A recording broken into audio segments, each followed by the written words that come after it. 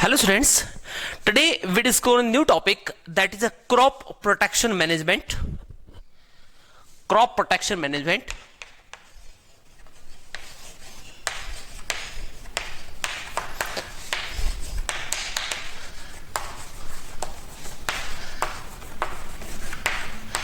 देखिए क्रॉप का protection management में क्या होता है कि हम जो क्रॉप्स होती है उसको किस तरह से प्रोटेक्ट करते हैं, किस तरह से बचाते हैं। तो this process is known as crop protection management. जो क्रॉप की जो प्रोटेक्शन होती है, क्रॉप की प्रोटेक्शन जनरली हम पेस्ट और एबायोटिक फैक्टर से जनरली करते हैं। तो इसमें हम दो चीज रखते हैं। क्रॉप प्रोटेक्शन क्या होता है, biotic and abiotic factor, biotic and abiotic factors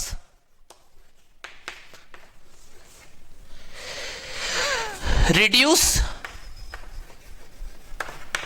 the crop production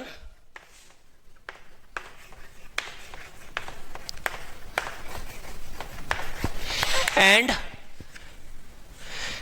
destroy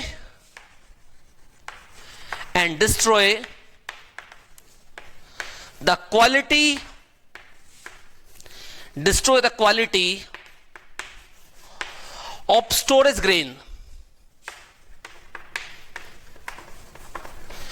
देखो नोट ओनली ऐसा नहीं होता कि बायोटिक और एबायोटिक फैक्टर ही रिस्पॉन्सिबल होते हैं क्रॉप के रिडक्शन के लिए।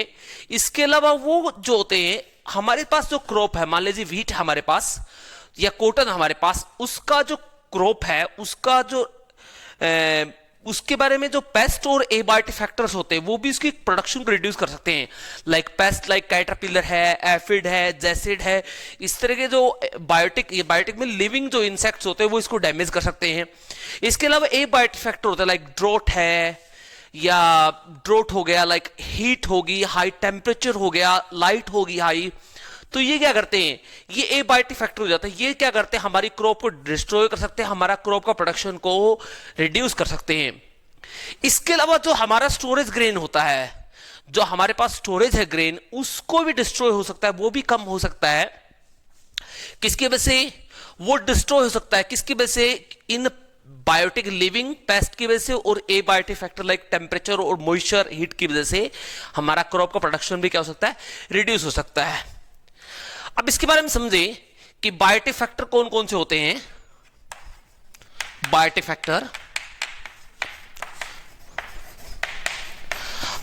फैक्टर्स में जनरली हम पुट करते हैं जनरली पेस्ट को, इसे पेस्ट बोलते हैं। पेस्ट में कौन कौन से आते हैं, लाइक एफिड्स आते हैं, एफिड्स, जैसिड्स, आगे जैसिड्स आगे, और इसके अलावा कुछ अदर बिटल्स आते हैं, लाइक रेड बिटल गेहूं के अंदर कॉमन लगता है, बिटल एटसेट्रा।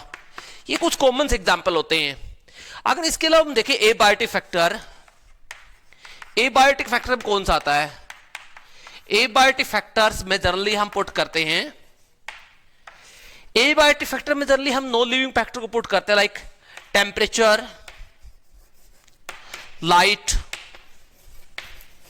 टेम्परेचर को पुट करते हैं, लाइट को पुट करते हैं, एटसेट्रा। ये जो होते हैं ये किस में आते हैं, जनरली एबायोटिक फैक्टर्स में आते हैं।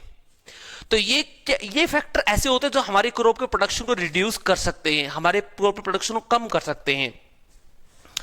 अगर इसके अलावा हम इसके बारे में पढ़ें, इसकी दो अप्रोचेस होती हैं। इसमें जनरली 2 अप्रोचेस हम पढ़ते हैं। अब वो 2 अप्रोचेस कौन कौन सी होती हैं, अप्रोचेस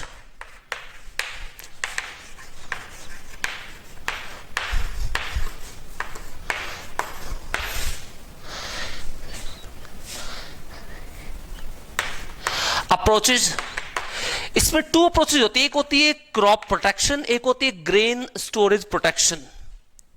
एक क्या होगी, क्रॉप प्रोटेक्शन, और दूसरा होता है यहां पे स्टोरेज ग्रेन प्रोटेक्शन। ये जो अनाज हमारे पास स्टोरेज है उसको हम किस तरह से प्रोटेक्ट कर सकते हैं, स्टोरेज ग्रेन प्रोटेक्शन।